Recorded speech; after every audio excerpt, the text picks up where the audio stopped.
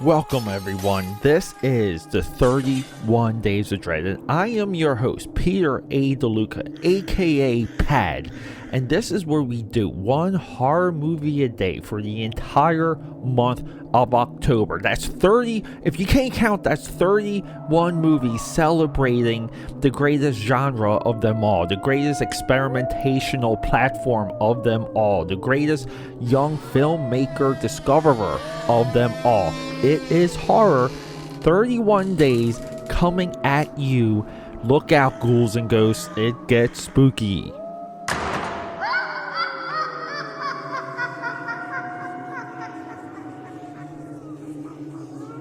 Alright everyone, coming out of that intro hot, this is what I call the telethon portion of the podcast. This is where I pitch myself to you for your support. Your support means everything to me because we're fighting, the AKAPAD army is fighting against algorithms everywhere. Algorithms, I ate some cereal earlier today, I dumped it into my bowl and it was full of algorithms.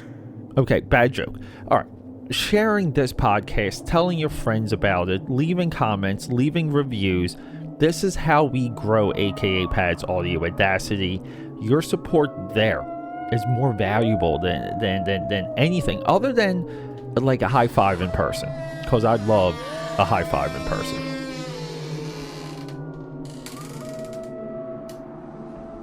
Happy Halloween. It is literally raining cats and dogs. It has been dark and rainy all day on this Friday, and I also walked almost 5 miles. I had to do stuff for the office, run some errands. We're prepping. Halloween party tonight, Halloween bash tomorrow. Can't wait. We're doing a triple Netflix run here. All Netflix horror series. Right? I know Squid Game, I think on Wiki it's classified as a drama series, but I don't know. To me, Squid Game, just from the gore, is horrific. It is a definition of horror through the human condition, and I think that's why it's catching on. I mean, accolades, it is now credited for adding $1 billion stake value to Netflix. It's considered saving Netflix. I mean, it's been a while since something just came out of nowhere. I mean, maybe since Tiger King, that something from Netflix literally came out of nowhere and dominated every single possible news cycle. This stuff, it's rare, it's fun to get into, it's fun to analyze, and as long as you're there, meaning you don't go in looking to be insanely impressed, that you're looking for greatness. No, if you sit down to watch Squid Game, you're watching something you know a lot of people like or enjoy, or at least are conversational about. Now, it has nothing to do with the quality, with the flow, with the way it's made, but I think at the end of the day, each of these episodes cost about $1.5 million to make. The series, I think, overall was like a $15-17 million budget. But if it really did add $1 billion value to Netflix, you gotta pay this guy. You know, like, there's so much lore around the making of this, but you have to pay your dude, and you have to greenlight the sequel, because that's people are still asking. I don't know, at the time of this recording, I'm unfamiliar if Squid Game got the green light for number 2, or if if there's any interest of that happening. And we can get into the story, but it's another update of Battle Royale. Battle Royale was updated by the Hunger Games, and this continues that line. Now, along the way though, I mean, this is a dubbed series, but the acting and the casting is insane.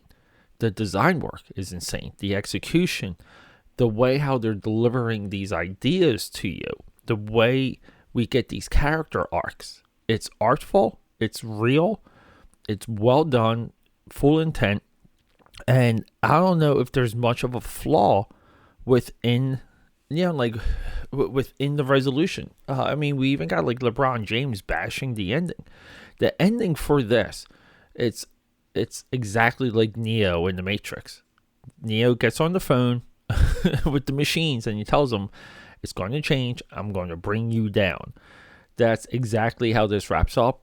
I think the writing was on the wall for that, because I didn't see tragedy coming. I just saw that this guy was lost, with because you earn money through playing Squid Game, and the guy has like 300, like $30 million or some crap, and he's not balling out. So with this slow epilogue that was building, or the final chapter, you did see that coming. I think all the swerves you see that are there, which is fine, because we need tropes so we can follow the story and get more of a payoff, because internally there's a little bit more anticipation when we use a lot of tropes. But believe the hype. Squid Game is there. Squid Game is one of the best things that Netflix has put out. It is a definition of why streaming is better than going to the theater. I just have to say it. If we can get more long-form storytelling like Squid Game, which I think we will, on across all the platforms, like just as a general connoisseur of this stuff, like you're in for a tasty treat. So everyone, Squid Game, check it out. 31 Days of Dread. Next we have what's it? Fear Street, 1984. That was like a 3-part series. Very cool. Deconstruction. We're going to link it to Scream, so be on the lookout for that. That's coming tomorrow. Rock and roll. 31 Days of Dread. And to continue this telethon, we're not talking about high five. There's other ways to support me. I'm a living professional. I'm a full-time freelancer. Anything you see on this, like here on this podcast, or see my social media, I make everything. It's all made by me. That's a part of my pitch to you. And you can purchase professional services through AKAPAD.com. That's a pipeline to me if you want to send me a message.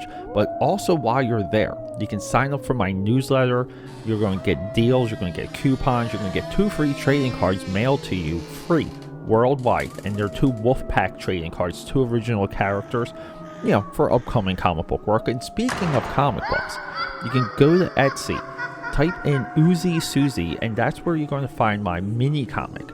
You can purchase existing issues and pre-order upcoming issues along with bundles if you missed any, like issue 1, 2, or 3, or whatever. There, Uzi Susie is waiting for you. And keep an eye on Indiegogo. A lot of my bigger comic book projects will be available through Indiegogo. All of those updates will be here on this podcast, so if you're a regular listener, I'll let you know. We can rock and roll from there. So everyone, thank you so much, and feel free to reach out to me on social media, AKAPad69, Instagram, and Xbox. That's right, you can play Halo with me. Just straight up AKAPad on Twitter, straight up AKAPad on the Facebook. My business page is there. My personal page is there. Hey, be a personal friend of mine. I don't care. Let's talk movies. Let's talk creativity. Let's talk fun, and just who cares? Do you like, the Transformer movies? I love them. We can talk about that all night. So meet me there, and we'll rock and roll. Let's get talking. We got a movie to discuss.